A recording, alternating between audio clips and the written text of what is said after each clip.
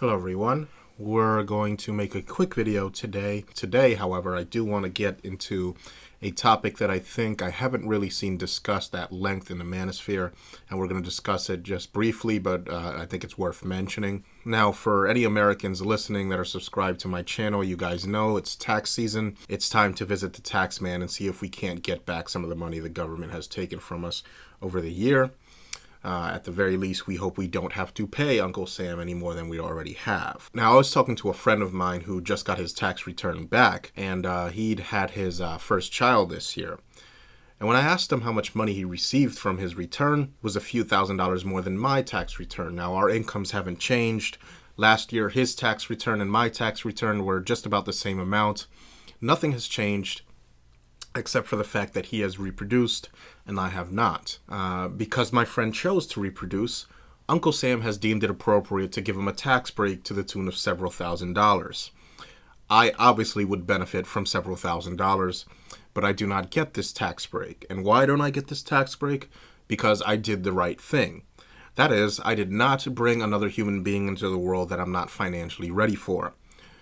Now, my friend has applied for and is receiving WIC, that is Women, Infant, and Children Benefits. He lives with his girlfriend. I was unaware that you could get WIC benefits if the father is currently cohabitating with the mother. But he has no reason to lie, and I believe him. But this is besides the point. The point is that my friend and his girlfriend are receiving WIC, that they had a child that they are not financially ready for, and the reward they receive for this irresponsibility is taxpayer dollars. What's more, when my wages are assessed by the government for taxable income, I and other single childless taxpayers are forced to subsidize this person's need to procreate even further by allowing him to keep more of his taxable income at my expense because he and she decided to have kids and I did not. Essentially, these people are a compounding burden on childless single men.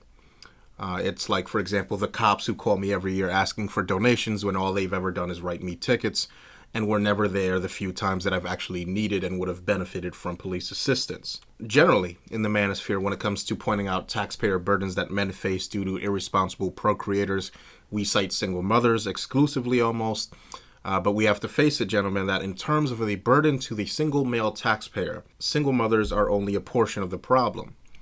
Now, I looked up the difference between how much a single tax-paying adult is expected to pay in comparison to a married couple with children. And now this article is what I found, and I'm going to read to you the relevant quotes here. It says, quote, "There are many reasons it pays to have a family. Most of them are not financial. Except, that is, when it comes to federal income taxes." At CNN Money's request, the Tax Institute of H&R Block calculated the 2013 federal income tax bill of a dual-earner married couple with 2 young kids and compared it to the tax bill of a single person without kids. It was assumed that both the couple and the single person made $100,000 USD in wage income. H&R Block looked at what their federal income tax burden would be across 3 cities, Seattle, Washington, Topeka, Kansas, and Queens, New York, and they found that the single person paid much higher taxes in all 3 places, between 3 and 4 times more. In Queens, the single person's bill came to $11,660 versus $3,076 for the married couple. In Topeka, the single person paid $13,410 and married couple paid $4,066. And in Seattle, the tax bills came to $12,360 versus $3,286. The yawning gap held up even though each city has a different state and local taxes, which influence how much federal tax people pay. Then it says, why the huge disparity? The reason for the big difference is mostly a host of child-related tax breaks the couple can take on their federal return, such as the child tax credit and other breaks for child care and dependents. And further down in the article it says, quote, "The differences between the 2 $100,000 couples would be less stark if one compared a married couple with young kids to that of a single custodial parent who files as head of household. That's mostly because the single parent would gain the benefit of child-related tax breaks." So basically, gentlemen, if you are a single childless taxpayer, specifically a male taxpayer, you have a burden to subsidize the procreative needs of single mothers, single fathers, married parents, both men and women in those marriages, and also cohabitating parents. And I, for one, would like to see single men for once, advocate in their own interests against this. I would like to see single men start to question the financial deference that our society extends to everyone but us. Now, I've got nothing against fathers, but if we're going to talk about freedom for all men, then we can't subsidize one group of men at the expense of another. Now, of course, with that said, I also know what's going to be said, and it's going to go something like this. But Barbarossa, you support taxpayer-funded domestic violence shelters for men. Isn't that the same thing? Isn't that forcing men that are not victims of domestic violence to subsidize the safety of other men? Now, without any context, you certainly can make that argument and have a valid point. I admit it. But you'd be leaving out the fact that my support of taxpayer-supported domestic violence shelters for men revolves around the fact that men are being taxed already disproportionately and are making no effort to enjoy a dime of that money. Now, I've repeatedly said that if it were feasible to tax men so little that they could keep the vast lion's share of the fruits of their labor, I'm all for it. Nobody having to subsidize anybody else? Yes.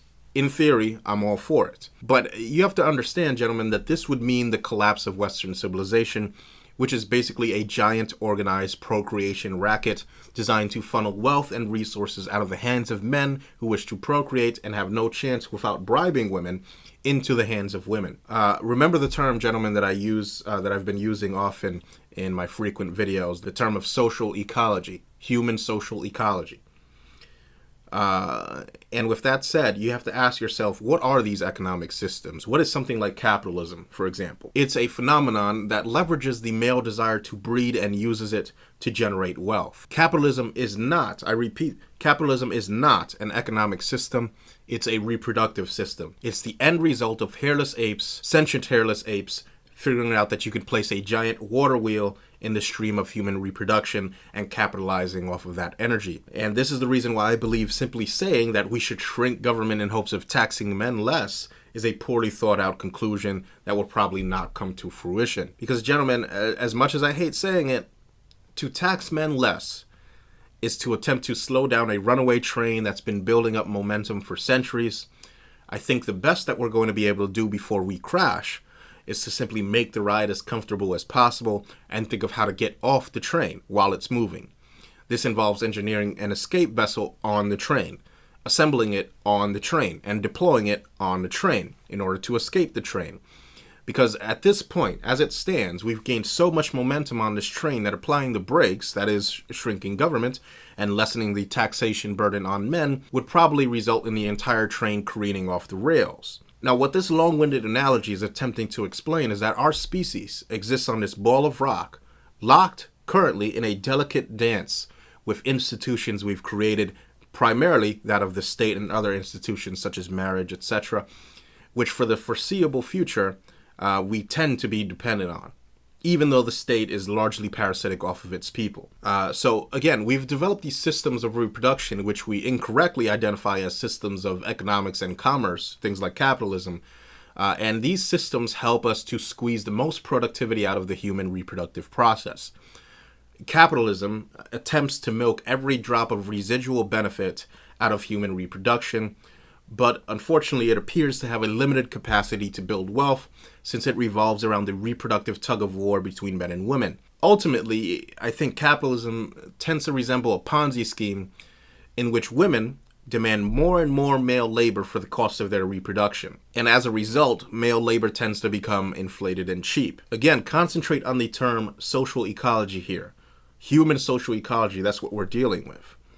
The state is an institution that human beings unfortunately naturally build and always have naturally built.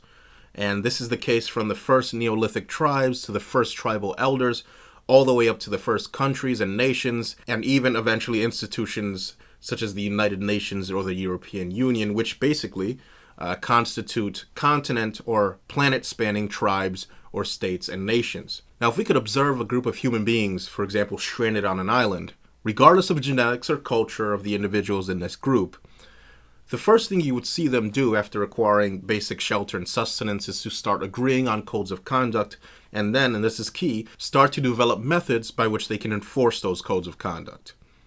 So unfortunately for now, and I don't see any solution to this yet, The state is what we do, people. For some reason, it provides us a psychological sense of security and order as a species. So what we do need to focus on, gentlemen, is how to break this cycle of dependency on the state.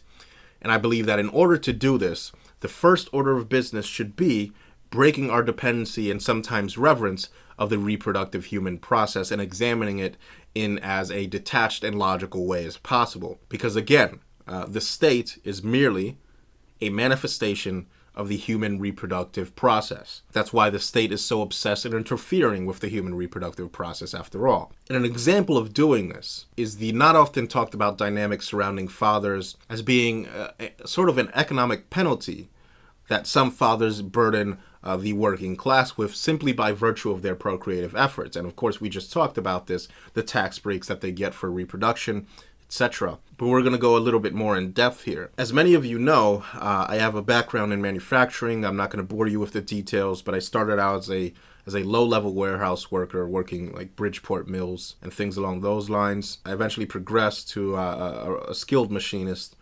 running multiple CNC machines. Finally, I was moved into the engineering department until I left.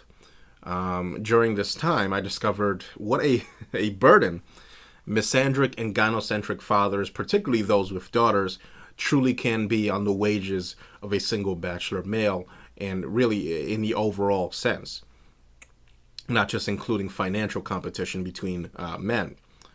What I mean to say is that throughout my time working there, I was confronted over and over by a certain archetype of fatherhood, right? The type of man who, after reproducing, has overextended himself so thoroughly that he's left himself or found himself walking kind of an economic tightrope. That this person excels at his job is not due to some sort of desire to become skilled at his job, but out of fear, right? It's out of fear that if he doesn't do his job just right and to management's exact specifications, he will be fired and he will no longer be able to afford to keep his wife in the lifestyle she's accustomed to. The wife, of course, will almost invariably be some sort of stay-at-home kept woman, ranging from a complete dependent to a partial part-time worker dependent. Now, the individual fathers who were in this situation, they tended to sometimes excel at their job. Again, not due to any desire to become proficient at their jobs, and then eventually leverage that proficiency into a higher wage. These men would become proficient at their jobs out of a fear of getting fired,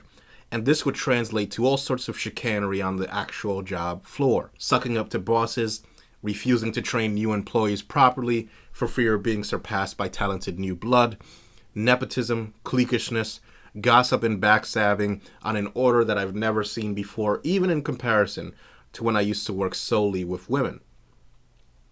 Now, I do acknowledge that these things tend to happen in all workplaces to varying degrees, but it was the frequency and fervor with which these men participated in these types of behavior that I found remarkable. An example of this is that whenever we got a shipment of new tools in, it was always these specific types of fathers, desperate to provide for the little lady back home, that would hoard the tools for themselves in order to make their jobs easier and everybody else's job harder. We actually caught them multiple times hiding tools, and these men, you see, if you've ever had the displeasure of working with them, these men will never unionize. These men will never go on strike in opposition to unfair working conditions. They'll never negotiate for higher wages. They're the ones that are most likely to be the ones that don't work as hard when they can get away with it, but get by shit-talking other employees to the boss behind your back. They're the type to bust their asses for peanuts when the boss is looking, so to speak, so that maybe, just maybe, the boss will eventually, after years of this, give him a measly supervisory position where they end up making just, slightly more than everybody else that isn't willing to sell out like they did. And on top of this, the employer knows that it's cheaper to give these desperate guys who fuck their lives over for pussy and offspring they can't afford. They know that it's cheaper to give them a little extra and not give anybody else anything, knowing that they can count on these idiots to work themselves to the bone for shit pay because they have a woman back home to support and they're desperate. These guys, gentlemen, watch out for them. They decrease your wages, and oddly enough, these are usually the first guys to bitch about something like illegal immigrants stifling wages with cheap labor, never realizing the fact that, your average Mexican immigrant is likely cheap labor, due in part to the very same reasons They are slightly less cheap labor. And of course, that is the need to provide for women and children. And frankly, this doesn't just occur in the general dominance hierarchy, this male versus male dynamic. It's not simply a byproduct of male versus male competition for the chance at reproduction that we're dealing with here. And in hopes of showing you this, I wish to bring to your attention the following article titled, quote, "Identifying Judicial Empathy.